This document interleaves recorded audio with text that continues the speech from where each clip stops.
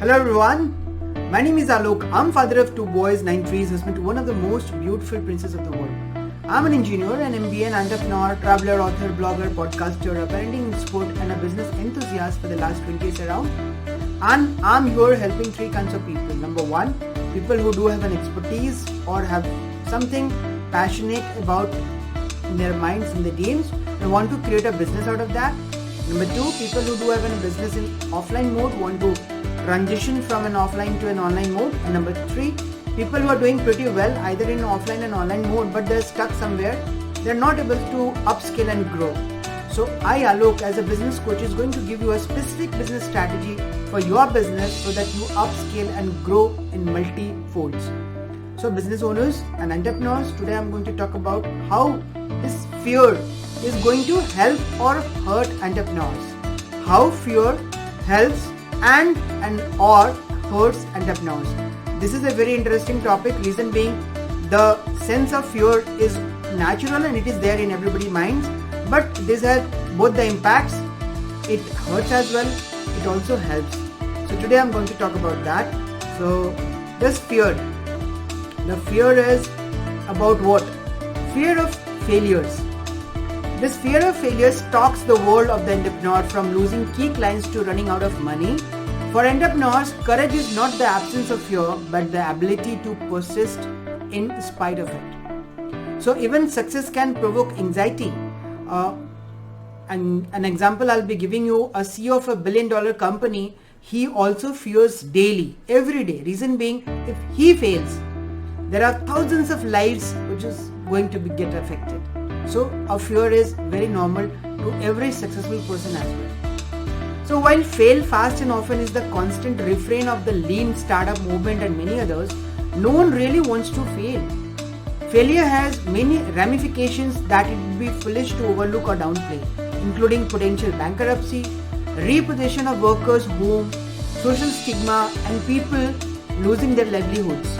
So most existing research has thus focused on failure as an inhibitor of entrepreneurship. Mind it, the failure is an inhibitor of entrepreneurship. So the research shows a more nuanced picture.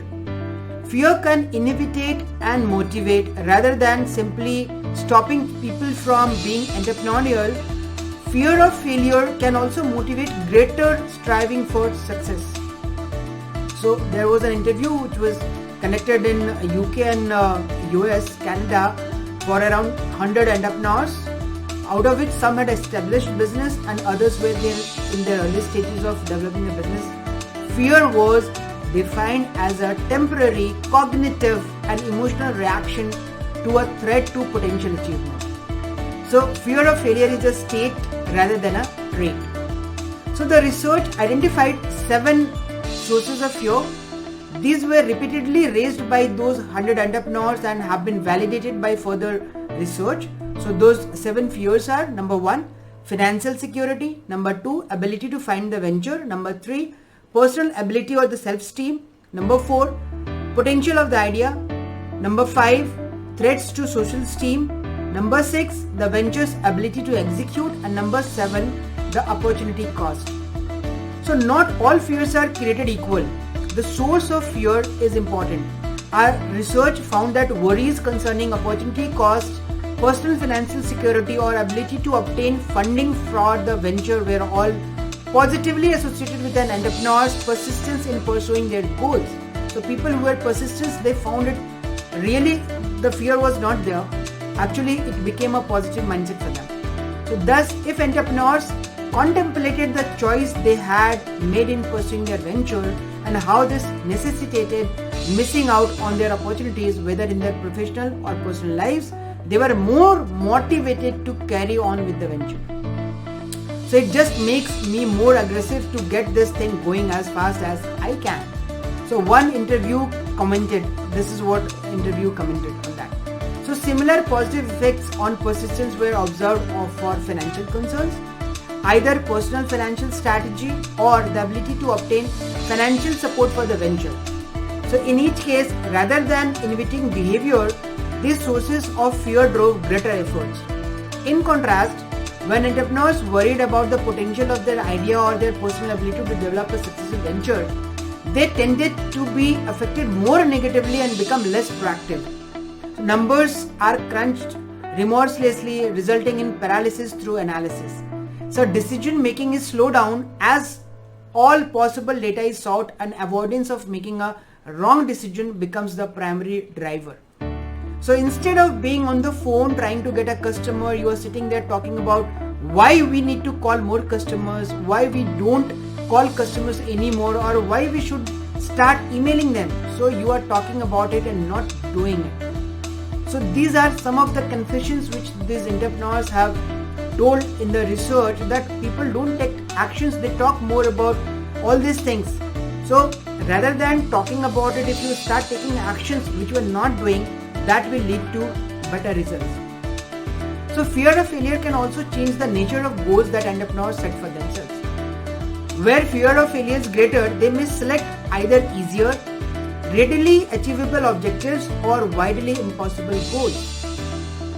So another outcome we heard is that a tendency to escalate commitment to specific goals at the expense of other activities, and at sometimes in the face of evidence that a particular path was doomed.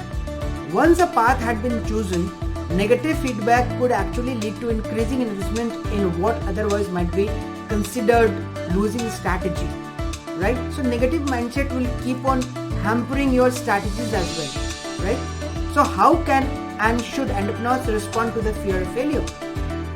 Our research revealed 4 strategies that enabled entrepreneurs to ensure that fear of failure works in a positive way.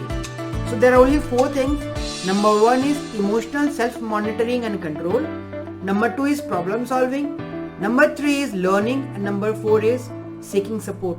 So these 4 are the primary things. If these things are being taken care of, the fear of failure will not actually hurt, but actually it will help entrepreneurs to grow in a positive way. Thank you so much.